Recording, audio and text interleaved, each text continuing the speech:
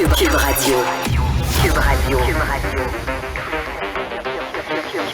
Cube Radio. En direct à LCN.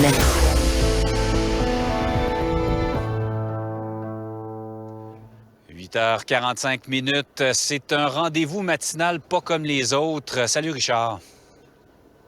Salut Jean-François. Non, absolument pas comme les autres. Il n'y aura pas d'accessoires, il n'y aura pas de blagues ce matin. Écoute, Jean-François, si tu me permettras de philosopher un peu avec toi ce matin, de prendre un pas de recul. Ouais. Pourquoi les gens écoutent les émissions d'information comme celle que tu animes? Pourquoi les gens nous regardent le matin à Québec le matin? Ils veulent savoir ce qui s'est passé, puis ils veulent comprendre. Ils veulent comprendre parce que l'esprit humain est fait comme ça, Jean-François. On veut insuffler du sens. On a besoin de comprendre. Mets un enfant de coucher sur l'herbe, montre-lui les nuages. Il va essayer de voir des visages dans les nuages. Il va essayer de voir des chevaux, des formes. Tu sais, c'est ça, on est comme ça. La religion, pourquoi on a inventé la religion? Le monde est incompréhensible, insensé.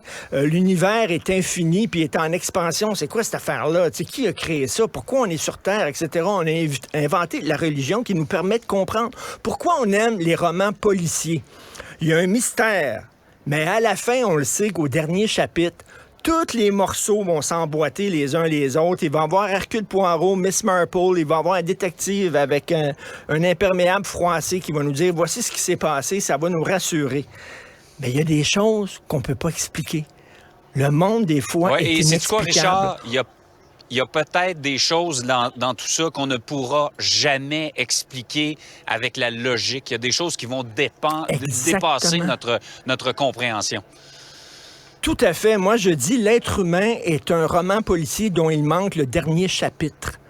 On ne saura jamais ce qui s'est passé, puis pourquoi, c'est quoi le mobile.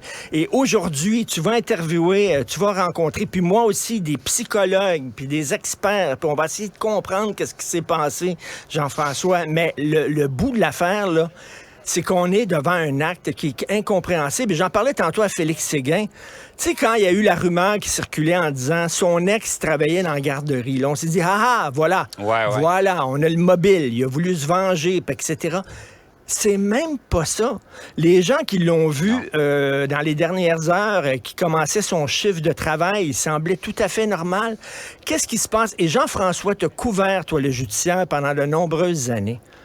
Qu'est-ce qui fait qu'un homme agresse ses propres enfants pendant des années? Qu'est-ce qui fait qu'un homme, un médecin, tue ses deux enfants avec un couteau? Ouais.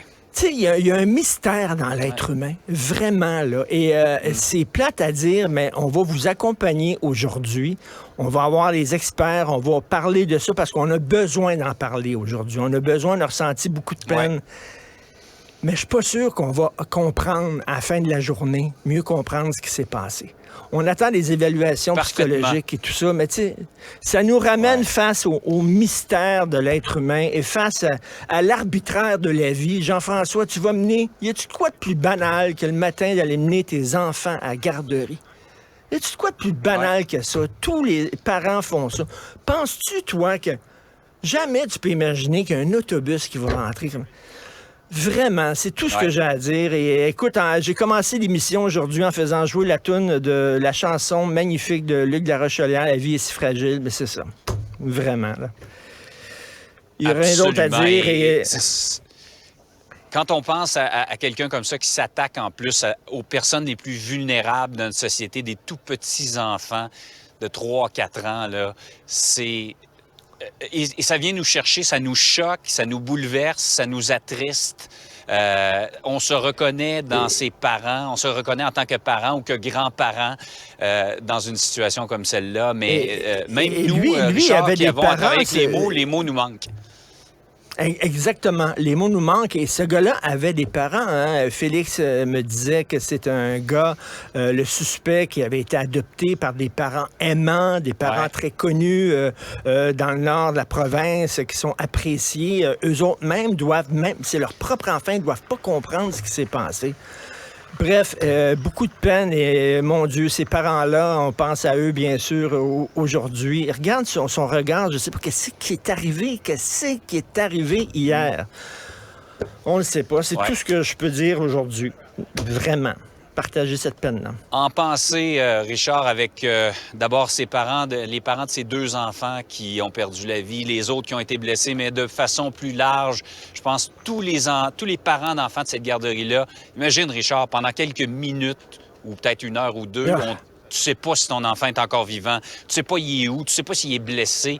Ça doit être épouvantable, être confronté à la possibilité de la mort de son enfant. On s'en remet pas facilement. Confronté à l'arbitraire, à l'inexplicable, à l'inexpliqué. Vraiment, on se sent, on se sent sans mots, exactement, vraiment. Richard, passe une belle journée, on se reparle demain. Merci. Cube Radio.